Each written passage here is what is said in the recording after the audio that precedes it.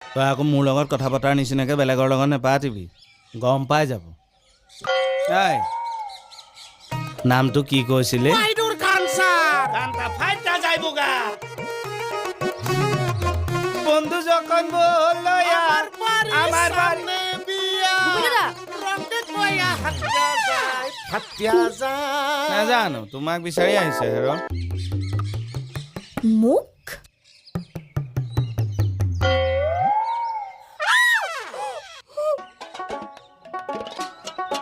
খেতিতে পড়িছে সগা সগা খেতিতে পড়িছে সগা সগা বাইদেউটো দেখোন বগা বগা